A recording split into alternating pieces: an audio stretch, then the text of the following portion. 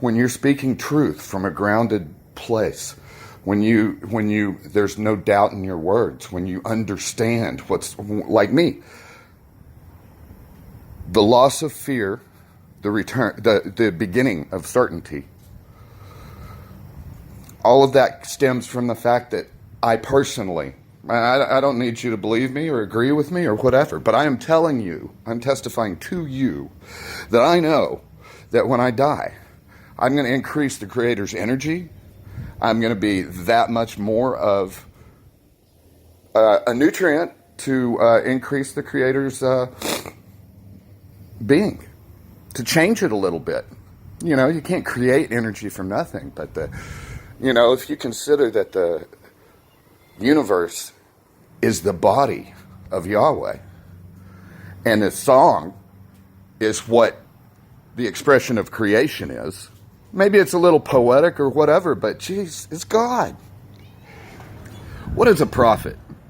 A prophet, I'm thinking right now, is somebody who puts God in action, who puts Yahweh in action, the forces of creation. Because when you're connected with the forces of creation and they overflow in you, you can't help but go out and do good, whether it be activism or nurturing in so many different ways. There are so many ways that human beings do connect with Yahweh, with the force of creation, with the connection of creation that's already inside of us. And unfortunately, most of them just experience that, a very small portion of it, a very small percentage. You just drink God through a straw.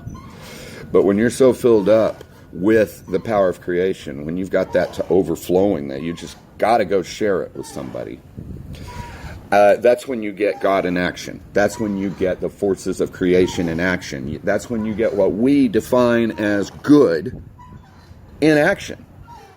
We've developed this entire romantic idea around wrapping ourselves around our soulmate and stuff, when the truth is, if you're completely connected with the forces of creation, you don't rise and fall upon the opinion or the provisions of anybody else but yourself and your Creator. You also feel a responsibility to support good actively, not passively, not just to think good thoughts or anything like that, but to make sure that good works happen. If you are connected with the power of creation, you have an overflowing of intent. You have a drive to do what you can to reconnect the world, to stitch it back together in whatever way you see in front of you. It doesn't matter who you are or what your interests are. If you are connected with the power of creation, then you can see how to make what is right in front of you a force for good. And if you're not connected with the power of creation, if you're doubting yourself, if you question yourself, if you don't understand that your judgment is coming from the internal knowledge of good and evil, what is right and wrong, and from a balanced perspective, then you're a sick puppy. And our nation as a whole is either ignoring the symptoms, overwhelmed by the number of symptoms, or just, burying their head in the sand, hiding, waiting, throwing money at the leaders. This whole winner takes all mentality, and boy, Trump really black and white that one. I think we've agreed in our country that we don't want that. So what we got to discuss in the next 4 years, no matter who wins this election, is what do we want to replace the broken system that we've got right now. Now, it doesn't matter who you listen to. If you listen to the Democrats or you listen to the Republicans, ever since from time immemorial, one side villainizes the other.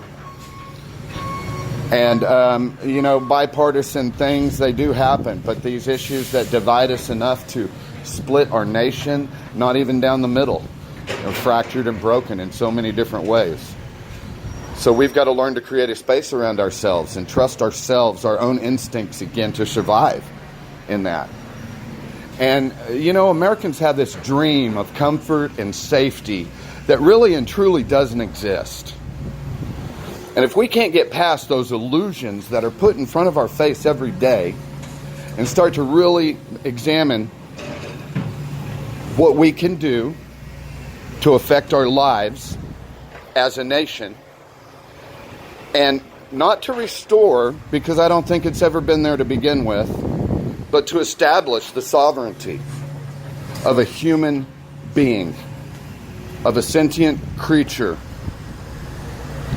Give us more rights than you give that Canadian goose to live.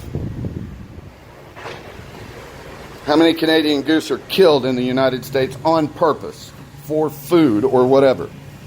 Far fewer humans that are killed out of emotion. Now, if you want to see crime drop, create conditions for prosperity for everybody. You know, it's all about being connected, and it's all about supporting. Everybody is part of everybody else. If you kill something in your ecosystem, there's a hole in your ecosystem for something else to come and fill. And it's not always going to be a better evolution. So, you know, Donald Trump, we hit a stumbling block. But when you stumble and fall, kind of makes you think for a minute, and you kind of look back at what caused you to stumble and fall, and then you have a chance to repair it and then move forward, or you can ignore it and stumble over and over until you're just a bloody mess. And Republicans, they're not hearing the same thing that Democrats are. Keep that in mind. Nobody's listening to both sides, because both sides aren't talking to each other. So it's time that we started thinking for ourselves and deciding the human values that we want our business ethics to embrace once again as a nation, and decide, I'm sorry, but we've got to put an upper limit. A trillionaire is another word for emperor, and I think we've got enough of that. Oligarch replacing the word emperor is not a good thing. If there's not some sort of upper limit and some sort of Bill Gates foundational template, for them to be given something back once they've hit that upper limit, to split up their empire and have it compete against itself, or whatever you want to do. I don't agree with deregulation, because the cost is all borne by the consumer. Yes, it creates a lot more wealth, and how much do I have to pay to call my son across town? $100 a month or more. And that's considered a utility, sorta. The utility laws are bound to the land, to the real estate. You have a utility easement in your backyard, and that's where they lay all the cable TV lines, because that's a utility. But internet, Facebook's not. Now, the government isn't prepared or even capable of governing the internet in the way that I'm talking about. But somebody with the kind of power that Mark Zuckerberg has to directly influence an individual citizen's thinking. Sorry, there's construction going on here. That's what I got to deal with and why I'm moving. Oh man, I lost it.